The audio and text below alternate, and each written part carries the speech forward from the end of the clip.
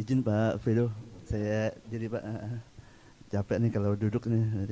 Oke, mungkin terima kasih nih atas kesempatannya dari panitia sudah menyampaikan acara kali ini. Ini cukup menginspirasi. Tadi saya juga ikuti apa yang disampaikan oleh Pak Fridolin terhadap aplikasi umum. Ada beberapa hal yang Pak yang saya catat di sini bahwa ternyata ada formula Pak mengenai korupsi Pak Kredit Guard tadi. Diskresi, monopoli, minus accountability. Dan kita juga sudah punya problem statement yang sangat jelas, Pak.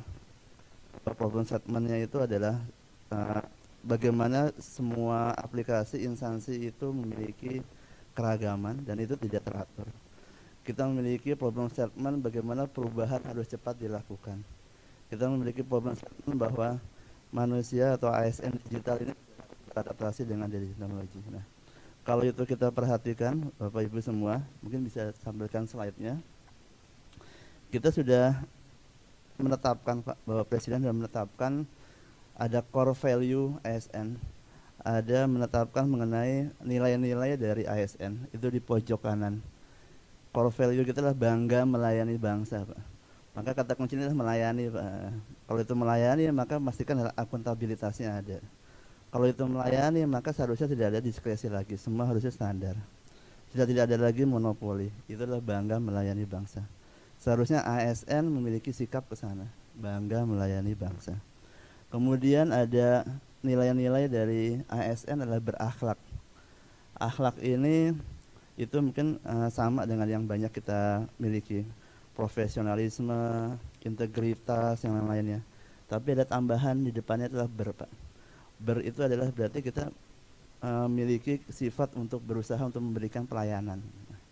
Nah, kalau itu adalah integritas, profesional, lainnya, maka tujuan utamanya adalah memberikan pelayanan. Nah, kalau itu kita tadi sudah banyak dengarkan dari rekan di Dagri, semangat kolaborasi itu sangat digaungkan oleh Dagri. Surat Permendagri yang sebelumnya Pak, yang Sapa itu ditandatangani oleh Mendagri adalah Pak Cahyokumolo gitu. Maka sekarang Pak Cahyokumolo yang akan memastikan penerapan SPBE di Menpan RB Pak, sebagai ketua dari tim koordinasi SPBE nasional. Jadi ini adalah komitmen dari pemerintah, komitmen dari Bapak Presiden bahwa memastikan korupsi itu tidak ada lagi. Dan korupsi tersebut itu harus kita pastikan bahwa tidak lagi mengganggu terhadap layanan masyarakat kepada masyarakat. Nah, inilah yang ingin saya sampaikan kali ini bahwa tata kelola pemerintahan berbasis elektronik dalam mewujudkan pembangunan nasional melalui pemanfaatan aplikasi umum SPBE. Dan ternyata apa yang tadi disampaikan oleh Pak Fridolin dari akhir statementnya adalah sebetulnya jawaban dari ini Pak. Bagi tujuan untuk membangun nasional ya harus dengan aplikasi umum SPBE. Nah, next slide selanjutnya. Ini mungkin saya coba berikan ilustrasi yang tadi sudah disampaikan oleh Pak Fridolin, memperkuat Pak bahwa tadi kalau itu adalah diskresi gitu kan, maka itu sudah tidak ada lagi kalau kita sudah memastikan transformasi organisasi, perubahan struktur menjadi lebih sederhana, organisasi yang lebih agile, fleksibel, kolaboratif, berarti tidak ada lagi diskresi. Terus kemudian monopoli gitu, bahwa kita sudah memastikan transformasi sistem kerja menggunakan aplikasi umum SPBE. Dan itu dimulai dengan digitalisasi proses bisnis pemerintah. Sudah tidak ada lagi monopoli sektor kesehatan dilakukan oleh Kementerian Kesehatan, Pak, yang ada gitu. Yang ada adalah bagaimana layanan kesehatan itu dilakukan kepada masyarakat. Di dalamnya akan ada Kementerian Kesehatan, BPJS, BPOM, bahkan ada juga kaitan dengan Kemendagri, Kementerian Keuangan, yang lainnya. Nah, itu sudah ada lagi monopoli. Nah, selanjutnya akuntabilitas. Nah, akuntabilitas ini akan terjawab dengan tujuan dari SPBE, memastikan tata kelola yang bersih, baik, dan akuntabilitas. Nah, inilah yang kita harapkan Bapak Ibu semuanya, bahwa dengan adanya kerangka berpikir seperti ini, dan itu akan memanfaatkan aplikasi umum, maka akan mewujudkan pelayanan publik yang prima, mewujudkan birokrasi berkelas dunia. Bukan lagi omong kosong ya Pak Fridolin, bahwa kita harus bersama-sama, dan ini bukan tugas Kominfo, bukan tugas Dinas Kominfo saja, tapi adalah tugas kita bersama. Nah, next slide selanjutnya. Bagaimana kita bisa mewujudkan ke sana gitu. Ini saya langsung menukik kepada kerangka regulasi SPBE. Maka di dalam Perpres SPBE pasal 7 ayat 1 menyampaikan bahwa arsitektur SPBE nasional bertujuan untuk memberikan panduan dalam pelaksanaan integrasi proses bisnis, data informasi, infrastruktur, aplikasi, keamanan, menghasilkan layanan SPBE yang terpadu. Maka SPBE itu adalah bukan aplikasi, tapi sebetulnya aplikasi itu hanya satu domain dari 6 domain. Ada domain proses bisnis. Tadi yang sudah sangat gamblang dijelaskan dari rekan KPK bahwa proses bisnis itu yang memastikan bagaimana cara kerja kita berubah. Nah, arsitektur SPBE nasional menjadi referensi kepada seluruh instansi pusat dan pemerintah daerah dalam menyusun arsitektur SPBE. Nah, arsitektur SPBE ini akan menjadi dasar dari seluruh instansi pusat dan pemerintah daerah menyusun rencana dan anggaran SPBE. Kalau di rekan di Serana PK memiliki strategi untuk bisa mencapai ke sana, misalkan tadi sudah disampaikan mengenai pelayanan ekspor impor, maka seharusnya pelayanan ekspor impor itu sudah memiliki arsitekturnya, mewujudkan pelayanan ekspor impor yang terpadu. Nah, setelah itu memiliki arsitekturnya, baru bisa menyusun rencana anggarannya, kegiatannya, sehingga Kementerian Keuangan, Bappenas itu sudah nggak khawatir bahwa uang yang dikeluarkan itu mesti akan fokus pada hasilnya, akan ada outputnya, outcome-nya, dan itu digunakan di nasional, dan itu untuk mewujudkan pembangunan nasional. Kita saat ini dalam kondisi pandemi, pemerintah prihatin dan keuangan negara sangat terdampak ke sana. Kalau kita nggak melakukan kegiatan-kegiatan yang sifatnya extraordinary, yang sudah harus dengan pola-pola yang digital ini, maka akan sangat terbebani dengan anggaran yang ada. Nah, inilah yang kita harapkan, bahwa pemerintah akan fokus dalam pembangunan nasional melalui arsitektur SPBE. Nah, selanjutnya, apa yang akan dicapai oleh arsitektur SPBE? Ini saya highlight di sini, ada 2 mungkin. Menghilangkan duplikasi aplikasi dan infrastruktur TIK, serta sehingga dampaknya adalah memperkuat keamanan informasi. Kalau tadi yang sudah disampaikan oleh Pak Fridorin bahwa ada aplikasi-aplikasi sejenis Pak, yang lainnya banyak, dan itu akan terdampak bahwa ngapain buat aplikasi sejenis karena datanya sama, tujuannya sama. Tapi kalau dari aspek teknologi Pak, aplikasi sejenis itu akan menjadi pintu terhadap keamanan informasi, celah keamanan informasi. Bayangkan kalau Kominfo mengelola 2.700 aplikasi gitu kan, berarti akan mengelola 2.700 celah keamanan informasi. Nah, inilah yang tidak kita harapkan. Kemudian dengan arsitektur SPBE akan memastikan penerapan standarisasi TIK, standarisasi kualitas layanan digital nasional. Bukan lagi layanan sektor pemerintah, layanan institusional, layanan Pemda, tapi sudah menjadi layanan digital nasional. Itu yang sudah disampaikan juga oleh rekan di Dagri. Pelaporan pengaduan pelayanan itu seharusnya pengaduan pelayanan nasional.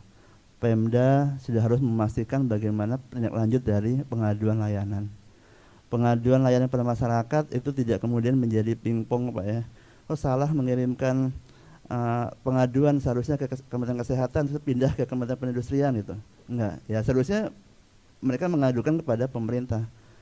Pemerintahlah yang mengatur ini harus ditangani di kementerian atau sektor yang mana yang dilakukan. Nah, inilah yang kita harapkan, bahwa dengan adanya arsitektur SPBE menghilangkan duplikasi aplikasi dan infrastruktur.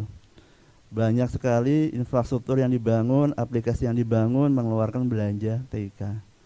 Jangan lagi menjadi mainan proyek-proyek ya di IT di masing-masing instansi, tapi sudah harus menjadi pembangunan di tingkat nasional. Nah, selanjutnya saya coba ilustrasikan sederhana di sini. Kalau kita melihat warna kuning, ini adalah proses bisnis, maka kita sudah nggak lagi melihat proses bisnis instansi, tapi proses bisnis lintas sektor. Warna kuning ini akan langsung menuju menjadi layanan kepada masyarakat. Tapi layanan yang kita berikan sudah bukan lagi layanan yang konvensional, tapi layanan digital nasional. Melalui warna yang di tengah yang lebih gelap, aplikasi, infrastruktur, data dan informasi berbagai pakai sesuai kerangka Satu Data Indonesia, dan semuanya akan dilindungi oleh keamanan. Nah, Bayangkan kalau aplikasi-aplikasi ini itu kan banyak sekali, akan rumit sekali garis-garis yang akan terbentuk, dan sehingga tujuannya layanan nasional tidak akan terbentuk. Yang ada adalah layanan-layanan di masing-masing instansi. Nah, next slide. Maka kita sudah tidak lagi mengharapkan pembangunan aplikasi yang ada di sebelah kiri, silo, non-standar, duplikasi, tapi sudah mengarah kepada arsitektur, menjadi public centric service. Bagaimana mewujudkan small and efficient one government. Kita menjadi satu kesatuan pemerintah. Bukan lagi saya sebagai wakil dari Menpan, Pak Fridolin wakil dari KPK, nanti Pak Ibeng datang wakil dari Kominfo, tapi akan menjadi satu kesatuan pemerintah untuk mewujudkan layanan digital nasional.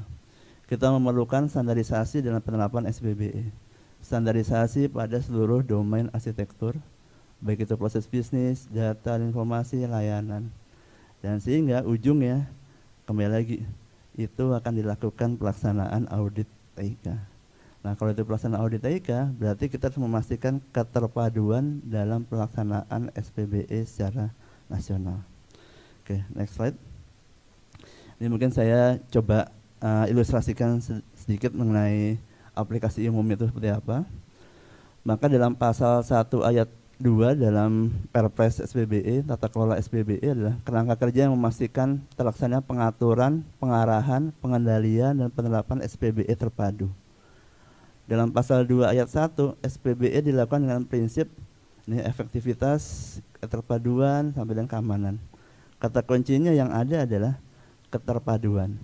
Nah, kalau itu keterpaduan, maka penerapan SPBE akan bersifat terpadu secara nasional. Dan kalau kita cuplik salah satu definisi dalam aplikasi umum adalah aplikasi SPBE yang sama, standar, dan digunakan secara bagi pakai oleh instansi pusat dan pemerintah daerah. Maka sekarang sudah nggak ada lagi aplikasinya dipakai oleh Menpan RB aja, nggak bakalan. Aplikasi Menpan pasti akan dipakai juga oleh daerah karena stakeholdernya ada daerah. Aplikasi Menpan akan dipakai juga oleh instansi pusat karena stakeholdernya juga ada pusat. Maka itu akan menjadi aplikasi umum SPBE. Apabila ada aplikasi khusus, aplikasi yang dibangun spesifik hanya instansi tersebut, kemudian akan berkembang proses bisnis, kembali lagi itu akan menjadi aplikasi umum. Jadi saya sangat senang dengan statement tadi disampaikan oleh Pak Fridolin bahwa kita harus mempercepat mengidentifikasi penetapan terhadap aplikasi umum SPBE. Aplikasi SPSE akan kami tetapkan menjadi aplikasi umum SPBE. Aplikasi Simpek Kepegawaian Nasional BKN akan ditetapkan menjadi aplikasi umum SPBE. Aplikasi Sistem Informasi Manajemen Aset Negara dari Kementerian Keuangan bisa menjadi aplikasi umum SPBE. Aplikasi LNSV menjadi aplikasi umum SPBE. Nah, kalau sudah ada ketetapannya, maka kembali lagi sudah tidak boleh lagi pembangunan aplikasi di masing-masing instansi yang sejenis. Nah, next slide selanjutnya. Ini yang kita rancang untuk bisa mengintegrasikan, bisa menyatukan berbagai macam aplikasi-aplikasi yang masih mirip-mirip sama menjadi aplikasi umum. Kalau sudah ada aplikasi umum, maka fitur-fitur yang ada seharusnya akan masuk dalam aplikasi umum tersebut, digunakan berbagai pakai. Semua sudah menggunakan teknologi yang sudah tersandar, sudah bersifat modular. Kita sudah mudah dalam mengintegrasikan berbagai macam aplikasi, bukan lagi aplikasi sejenis yang kita integrasikan, tapi yang kita integrasikan adalah aplikasi umum SPBE. Nah, inilah yang kita harapkan, bahwa tidak ada lagi kondisi yang ada di sebelah kiri, yang ada puzzle-puzzle yang mirip-mirip, akan menjadi puzzle yang besar di sebelah kanan dan dipakai bersama untuk memberikan layanan kepada pemerintah, government to government, government to business, government to employee, dan maupun government to citizen. Next slide selanjutnya, bahwa pembangunan aplikasi di aplikasi umum itu juga akan mengintegrasikan berbagai macam aplikasi-aplikasi umum lainnya melalui sistem penghubung layanan pemerintah yang warna kuning. Aplikasi umum SPBE sesuai dengan bidang sektor pemerintahannya akan memanfaatkan infrastruktur TIK berbagi pakai. Aplikasi umum SPBE tentunya akan memanfaatkan tanda tangan elektronik. Aplikasi umum SPBE pasti akan memanfaatkan data kepegawaian secara nasional. Ini akan terus berkembang sebagai platform dan ini akan memastikan bahwa belanja TIK itu akan fokus kepada pembangunan nasional. Sudah tidak lagi tersebar di masing-masing instansi, tapi akan sesuai dengan sektor pemerintahan yang diaju. Oke, next slide selanjutnya. Maka ini kembali lagi saya kutip dalam regulasi SPBE bahwa aplikasi umum pasal 36 ayat 1 akan ditetapkan oleh menteri yang menyelesaikan urusan pemerintahan di bidang aparatur negara, yakni Menpan RB. Pasal 36 ayat 2 bahwa pembangunan dan pengembangan aplikasi umum didasarkan pada arsitektur SPBE nasional. Sehingga nanti 36 ayat 3 bahwa penerapan teknologinya, pembangunan aplikasi umum dapat dilakukan oleh instansi pusat dan pemerintah daerah setelah mendapatkan pertimbangan dari Menteri Kominfo. Nah, standar teknisnya Kominfo akan menentukan. Sehingga penerapan pada instansi pusat dan pemerintah daerah pada pasal 63 ayat 2, setiap pimpinan instansi pusat dan kepala daerah mencegah dan atau menghentikan pembangunan dan pengembangan aplikasi sejenis dengan aplikasi umum. Ini sudah jelas gitu.